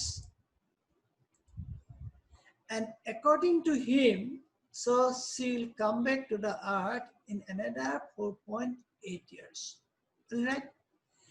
This means the total time for going from the earth to the nearest star and then coming back, according to the clock of her brother, time on the boy's clock. And নিজৰ ঘড়ীটোৰ মতে কৈছে যে তুমি তাৰ পৰা ইয়ালৈকে গৈ আহোঁতে সময় লাগিল 9.6. So according to the clock of the sister, so he will say that oh no, you have taken 4.2 years according to your clock. According to the clock of this person, to that boy, so it will take 9.6 years, and according to the clock of his sisters, it is 4.2 years. Then, so according to the boy, let's see, according to the boy, it is 9.6 years, but according to the clock on the girl, so she will take 4.2 years. It means that the boy will say that okay, so you have taken so less years. গতিকে এই ল'ৰাজনে ক'ব যে ইয়াত থাকি যোৱাজনে ক'ব যে তোমাৰ ঘড়ীমতে তোমাৰ তাত সময় গ'ল 4.2 বছৰ কিন্তু মোৰ হিচাপত সময় গ'ল 9.6 years. গতিকে মই 9.6 yearsৰ বুঢ়া হৈ গ'লো আৰু তুমি এজ হ'লা তুমি মাত্ৰ 4.2 years তোমাৰ বয়স বাঢ়িলে. But thing is that so far it is so good, okay, then it is not a problem. But according to the girl, the boy's clock is moving and so it must be running slower. গতিকে যেহেতু ৰিলেটিভিটিত আমাৰ যে there is no absolute velocity, velocity is always relative. গতিকে ছোৱালীজনীয়ে ক'ব পাৰে যে oh I am not moving, the galaxy is not moving, that star is not moving, actually the men on the earth, so they are moving in the opposite direction. So if she calculates, now see, I am not going to take more time. According to her, the boy's clock on the earth will take 1.8 years. গতিকে ঘটনাটো কেনেকুৱা হ'ল, her clock advances 4.2 years and she sees his clock advances only 1.8 years. গতিকে ছোৱালীজনীয়ে ক'ব যে নহয় যে মই বুঢ়া হৈ গৈছো তুমিহে ইয়ং হৈ আছা, ল'ৰাজনে ক'ব নহয় মই বুঢ়া হ'লো তুমিহে ইয়ং হৈছা. So who is correct? So that's why it is a paradox. The twin paradoxৰ আচল কাৰণটো হৈছে আমাৰ এইটো যে ইটোৰ বয়স বেছি সিটোৰ বয়স কম হোৱাটো paradox নহয়. Paradox to হৈছে যে who is right, whether the boy is right or the girl is right, So who is younger? Okay, a twin paradox 2, she should think he has AZ less than her, and a boy thinks she has AZ less than him. So it is a contradiction, that's why you call it a paradox. কিন্তু এই প্যাৰাডক্সটোৰ বহুত explanation আছে আজিলৈকে আচলতে খুব proper explanation বহুত দিব পৰা নাই কিন্তু এই এক্সপ্লেনেশ্যনটো হৈছে that twin that turned around is younger. This is one of the explanation given by Feynman. The Richard Feynman দিয়া এটা explanation আৰু বহুত বিশিষ্ট এইটো এগ্ৰি কৰিছে but still so even today as way back 2005 or 2011 some new papers are coming so about the twin paradox. So whether the twin paradox is actually properly formatted or formulated or not. There are many formulations of the twin paradox right now, but the paradox that I have shown so in this lectures, so that paradox can be resolved. So by considering that the person who is turning around, so who is turning around that girl, she has decelerated as she goes to the start, and when he comes back again accelerate. So when acceleration and deceleration and turning takes place, that means it is not an inertial frame of reference. We have to involve the general theory of relativity. So okay, so we can say that the person who is turned around is younger. Okay, another thing just I'll mention one. Another victim of the special theory of relativity is the question of simultaneity. Question of simultaneity ঘটনাটো কেনেকুৱা হৈছে যে আমি যদি দুটা ঘটনা একেটা সময়তে হোৱা বুলি কওঁ এতিয়া ক্লাসিক্যাল ফিজিক্সত আমাৰ কি যে দুটা ঘটনা মই যদি কওঁ যে একেটা সময়তে হৈছে বেলেগ এজন মানুহে ক'ব যে দুটা ঘটনা একেটা সময়তে হৈছে আন এজন মানুহে who is traveling with a certain velocity, constant velocity, so that person will also say that the two things happen simultaneous. But the concept of simultaneity or simultaneousness, so that changes in special theory of relativity. It is a hard example. এই ৰাস্তাটোৰ এই দুইটা মূৰত এটা lighting strike এটা হৈছে ইয়াত থকা মানুহজনে দেখিব যে একেটা সময়তে এটু মূৰ আৰু এটু মূৰ Q1 আৰু Q2 দুইটা মূৰত আমাৰ লাইটিং ষ্ট্ৰাইক হৈছে so these two events are simultaneous according to this person. কিন্তু ট্ৰেইনখনত গৈ থকা মানুহজনে so suppose that person is moving along this direction the midpoint পাওঁতে striking হৈছে so he will say that this event so ইয়াতে striking to আগতে হৈছে ইয়াতে striking to পাছত হৈছে. That means the events that occur simultaneously according to one observer can occur at different times for other observer. That means the two events which are simultaneous for one observer is no longer simultaneous for another observer. This is one of the very, very important concept that we have to sense in the special theory of relativity. So special theory of relativity. Then I'm not going to prolong it. So without saying what is E is equal to mc square, so one should not finish the lecture and the special theory of relativity.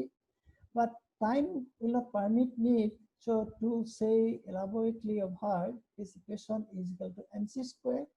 But this is the most famous equations in the history of science, history of mankind. The পৃথিৱীত মানুহ নজনা মানুহ নাই এই এটা মাত্ৰ ইকুৱেশ্যনৰ সহায়ত আইনষ্টাইনে কি কৰি পেলালে যে মাছ আৰু এনাৰ্জি এই দুইটা বস্তু একে কৰি পেলালে. There is no difference between mass and energy. So energy can be converted into mass, mass can be converted into energy. If we can convert mass into energy, we will get an enormous amount of energy. M into c square, c is 3 into 10 to the power 8 meter per second, c square is 9 into 10 to the power 16. You will get enormous amount of energy. I'm going to finish it. So in summary, so what we can say now, that moving clocks run slow, moving objects appear shorter, moving objects mass increases. So the mass increase problem, so I have not discussed actually.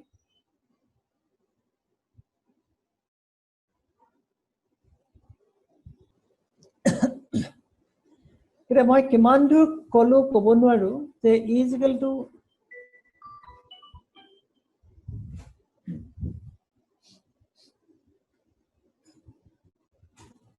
so E is equal to mc squares. So a formula to became or and the variation of mass with velocity. So he was to থাকিকল যে velocity লগত বস্তু এটা mass কি ধৰণে আমাৰ হলনি হয়. So how mass changes with velocity. But the concept is actually changing now. Many people say that not the mass changes, but it is actually the momentum changes, not the mass changes, only the momentum changes. But that is a different topic. Sometime I'll discuss. But let me now wind up. So in summary, so what we have said or what we have learned, that according to the Einstein's theory of relativity, all moving clocks will run slow. That means time is no longer is an absolute concept, so it is a relative concept. It depends upon the state of motion of a person. Manujon kiman begot goi ase, keneka bhabe goi ase, so it depends on the velocity of the person whether a clock will go slow or will go fast. Then moving objects appear shorter. The length of the body contracts in the direction of its motion. মই গৈ থকা বস্তু এটাৰ length জুখিলে সেই length আমি কমকে পাম. So the person at rest will find the length of the moving object shorter, length contracts. And the mass of a body, moving body, increases. So at rest, the mass is minimum. When the velocity of the body gradually goes on increasing, the mass of the body also goes on increasing. So when the velocity reaches or approaches the speed of light, then the mass of the body approaches infinity, length of the body approaches zero. Mass of the body can never be infinity, length of the body can never be zero. That's why we can never attain the speed of light. And the speed of light, so is the ultimate speed, so for any material object. So why the speed of light is the ultimate speed? So that is a mystery till now. Nobody has been able to give an answer to that question, why the speed of light is an ultimate speed. The question is whether there are speeds so greater than the speed of light. Lighter speed ke amar besi speed joa ami kiba eta bostu ami kalpona koribo paru ne noaru. Okay, there are some examples, so I can give sometimes that we can imagine the speed or velocity greater than the speed of light, but that may be a topic of another discussions. So I'll end up and I'll thank all of you for watching, all the viewers as well as all the organizers for giving me this opportunity. I have tumbled in at so many points. More internet অকমান দিগদাৰ দিলে এই সকলোখিনি কৰাৰ কাৰণে মই সকলোৰে ওচৰত ক্ষমা বিচাৰিছো আৰু উদ্যোক্তাসকলক আকৌ এবাৰ ধন্যবাদ জ্ঞাপন কৰি মই মোৰ বক্তব্য এইখিনিতে সামৰিছো. ধন্যবাদ. Thank you all. ছাৰক বহুত বহুত ধন্যবাদ জনালো. ছাৰে ইমান সুন্দৰকে ছাৰৰ বক্তৃতাখিনি ছাৰৰ সেশনটো আগবঢ়াই লৈ গ'ল. আমি চেট বক্সত বহু কোৱেশ্চন দেখিছো, কিন্তু সময়ৰ অভাৱত আমি কোৱেশ্চন ইমান সকলোবোৰ কোৱেশ্চন ল'ব নোৱাৰিম. আমি ভাবিছো যে আমি সকলোৰে মাজত 3টা কোৱেশ্চন গ্ৰহণ কৰিম আৰু আমি দৰ্শকসকলক জনাম যে আমি যদি সুবিধা হয় এডুকাল ইনস্পায়াৰত পুনৰ আমি ছাৰক আমি নিমন্ত্ৰণ জনাম. ছাৰে যাতে তেওঁৰ যিখিনি আজি ৰৈ গ'ল, যিখিনি আজি ছাৰে আগবঢ়াব নোৱাৰিলে আমাৰ আগত, সেইখিনি আকৌ ছাৰে আগবঢ়াব. ছাৰৰ আগত মই প্ৰথমটো কুৱেশ্যন ছাৰক মই ক'ব খুজিম. তেওঁ আকাশ দাসে লিখিছে যে sir Suppose a body is moving with nearly equal velocity of light. I am viewing it from stationary frame, and my friend is viewing it from a frame moving with small velocity with respect to me. Will there be any relative effect between us? Oh, what? Sir, my question to Akobar pohi disu. Suppose a body is moving with nearly equal velocity of light. I am viewing body it is moving with a nearly equal velocity of light. Okay. I am viewing it from stationary frame, and my friend is viewing it from a frame moving with a I am viewing it from a stationary frame. All right. Okay. And my friend is viewing it from a frame moving with a small velocity with respect to me. Will there be any relative effect between us? No. Relative effect between us means, so if your friend is not stationary, but your friend is moving with a certain velocity, depending upon the relative velocity, the numerical values will be different. All right. So how much the length of the body will be shortened. So how much the time will dilate. Magnitude of the quantity will be different. So if there is a relative velocity between your friend and yourself,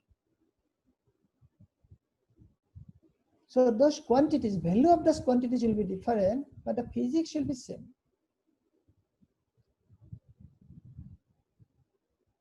Okay.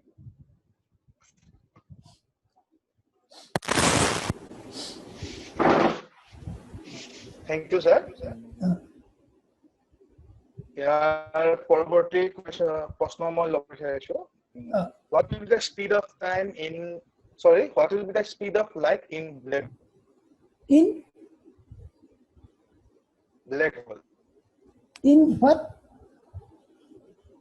Speed of light in? What will be the what is the speed of light in black hole? Oh, what is the speed of light in black hole? Now, actually, it's a very, you just see, so inside the black hole, so time stops. So event time stops. So around the black hole, so there is a region, so where, so we can see our back. So where we can see our back. So everything stops inside a black hole as far as I know.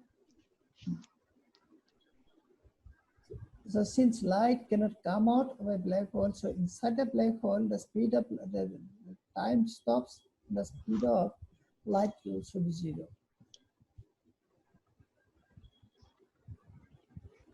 ধন্যবাদ sir. আমি আজিৰ সেশনটোৰ শেষৰটো প্ৰশ্নলৈ আগবঢ়াইছো। মই আচলতে question আৰু ল'ব পাৰো কথা নাই, মোৰ কাৰণে সময়ৰ একো কথা নাই, যে মাত্ৰ উদ্যোক্তাসকলৰহে কথা। মোৰ সময়ৰ অভাৱ হোৱা নাই কিন্তু। যিহেতু আমি আমাৰ সেশনবোৰ 1 ঘণ্টা বা 1 ঘণ্টা 10-20 মিনিট মানৰ কৰো, আজি অকমান দেৰি হোৱাৰ বাবে আমি গোটেইবোৰ কোৱেশ্যন ল'ব নোৱাৰিম। আৰু যেহেতু বহুত কোৱেশ্যন আহিছে দৰ্শকসকলৰ পৰা, গতিকে আমি কোৱেশ্যনবোৰ হয়তো যদি আমাৰ সৌভাগ্য হয় আমি আপোনাক আৰু এটা সেশনত আমন্ত্ৰণ কৰিব বিচাৰিম, যাতে আপোনাৰ আজি ৰৈ যোৱা বস্তুখিনি আপুনি সেই সেশনটোত ভালদৰে বুজাই দিব পাৰে দৰ্শকসকলক। দৰ্শকসকলৰ ফালৰ পৰা সেই অনুৰোধটো আহিছে আমালৈ, আপোনাক দ্বিতীয় খণ্ডৰ বাবে আমন্ত্ৰণ জনাবলৈ এটা অনুৰোধ কৰিছে। গতিকে আমি সেই এপিছডটোলৈ অপেক্ষা কৰিম। আৰু আজিৰ সেশনটোৰ কাৰণে শেষৰটো প্ৰশ্ন আমি ল'ব বিচাৰিম। প্ৰশ্নটো এনেকুৱা ধৰণৰ: What is the reason behind the constancy of light speed? Can I get any explanation on that? Oh, no. I will not be able to give the answer to that question.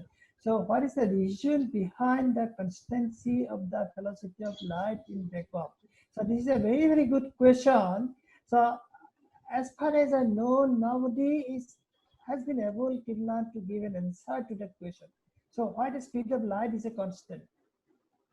So why it is an ultimate speed? Why it is an ultimate speed that no material particle can reach the speed of light? So this is a very important. We can think that this is a law of nature.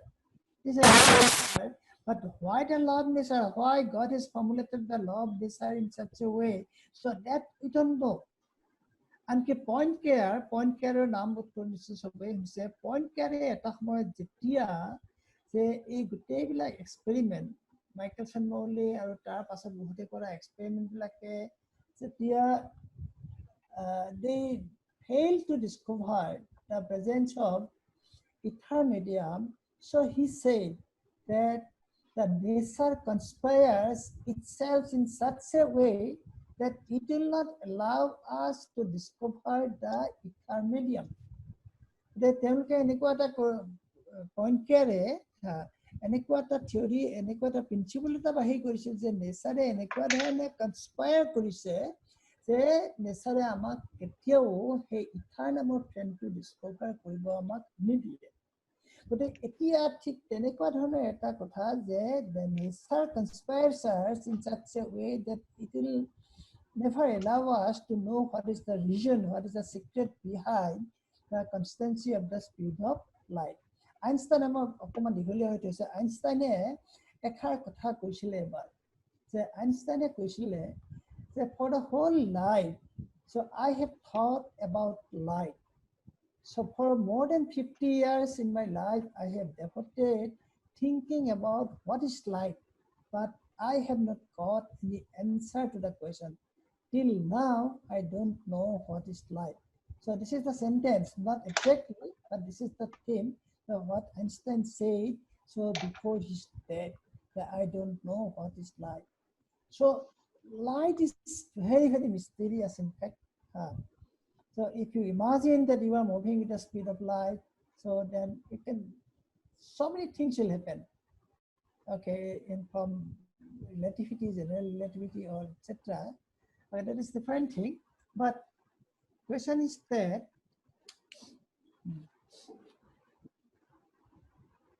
okay. গতিকে মই question hey question to answer to মই জনাত কোনেও নাজানে যে লাইটৰ স্পীডটো আমাৰ maximum কিয় হ'ল but you can say that it is according to the Maxwell's equation. But why according to Maxwell's equation this is the maximum speed? Okay, this is the law of nature. Who has formulated the law of nature? We don't know. Nature has formulated the law of nature. So why? So that nature can always keep us busy to find out the answer. Both have to say that nature will always keep us busy to find out the answer. This is the greatest enjoyment for all the physicists in the world. So, a question to our beleg thoro answer moi nizanu asolote je no I think nobody knows it.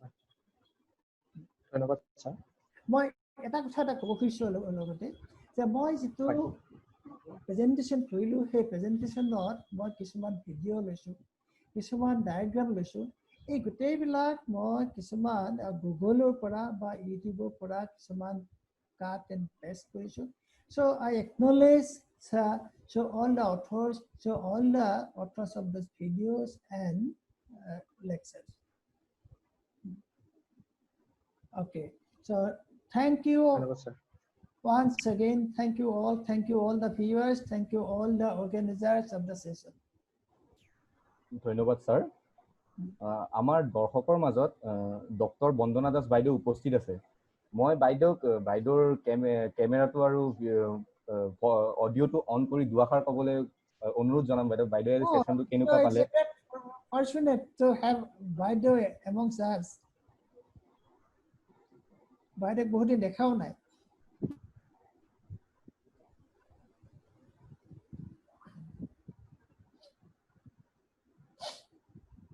বাইদেউ আপুনি আপোনাৰ অডিওটো unmute কৰি ল'ব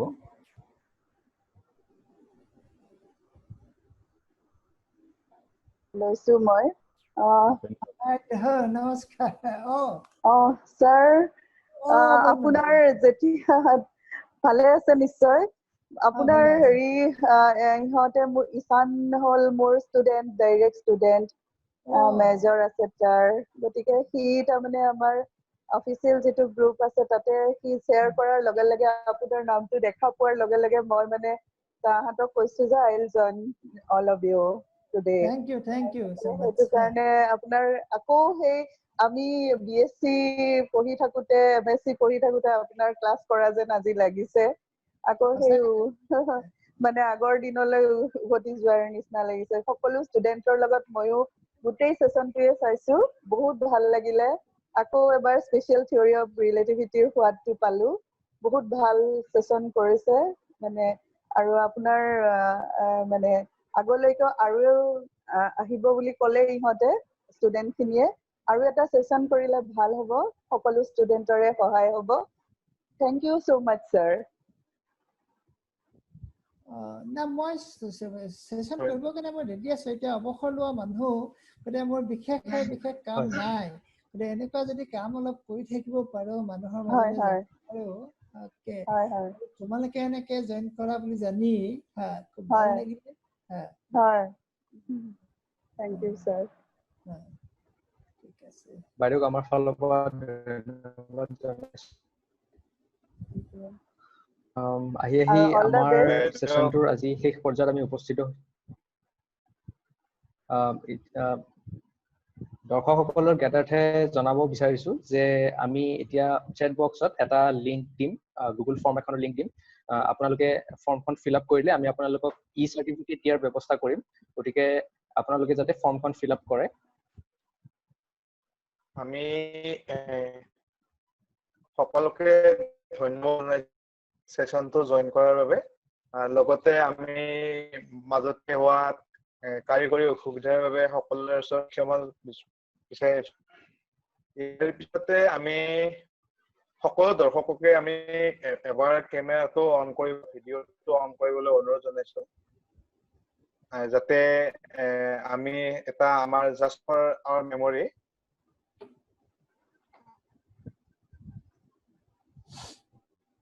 আমি এখন ল'ব বিচাৰিম সকলোৰে উপস্থিতিত। সকলোৱে নিজৰ কেমেৰাটো অন কৰিলে আমি ভাল পাম।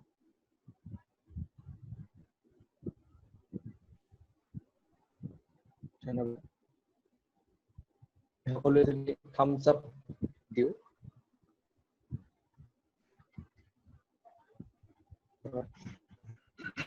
সকলোৱে যদি এনেকে থাম্বছ আপ দেখাই দিয়ে দেখিবলৈ ভাল লাগিব অলপ। আমাৰ মেমৰিৰ কাৰণে এনেকুৱা ফটো এখন ৰাখো আমি। গেলাৰী ভিউটো দি দিয়া।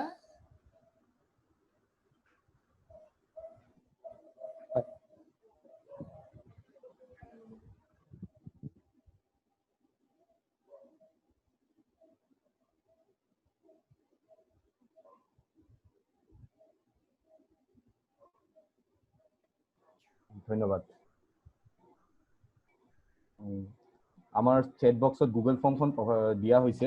আপোনালোক সকলোকে অনুৰোধ জনাম যে আপোনালোকে গুগল ফৰ্মখন ফিল আপ কৰে। আজিৰ সেশনটো কেনে পালে সেইটো ফিডবেক জনাই যাতে। আৰু ছাৰক পুনৰ পিছলৈ আকৌ আমাৰ সেশনলৈ মাতি আনিম বুলি আমি আশা ৰাখি ছাৰৰ ওচৰত অনুৰোধ জনালো। ধন্যবাদ। আমি সকলোকে পুনৰ এবাৰ ধন্যবাদ জনাইছো। ছাৰক ধন্যবাদ জনাইছো। আমি ফ্ৰী বাৰ্ডছৰ টিমক ধন্যবাদ জনাইছো। আৰু লগতে সমূহ দৰ্শকক ইমানখিনি সময় আমাৰ মাজত থকাৰ বাবে ধন্যবাদ জনাইছো। আৰু আমাৰ আজি যিখিনি আমাৰ ভুল ত্ৰুটি হ'ল, আমাৰ টেকনিকেল যিখিনি সমস্যা আহিল, সেইখিনিৰ বাবে সকলোকে ক্ষমা জনাইছো। আৰু ইয়াৰ পৰৱৰ্তী সেশনবোৰত আপোনালোকক পুনৰ লগ পোৱাৰ উদ্দেশ্যেৰে আমি আজিৰ সেশনটো ইমানতে সামৰিছো। আমি ইয়াৰ লগতে জনাইছো যে আমি প্ৰত্যেক ৰবিবাৰে এডুকাল ইনস্পায়াৰ একোটাকৈ সেশন আমি আয়োজন কৰিছো। এইখিনিয়ে কৈ আজিৰ সেশনটো ইমানতে আমি সামৰিব বিচাৰিছো। ধন্যবাদ।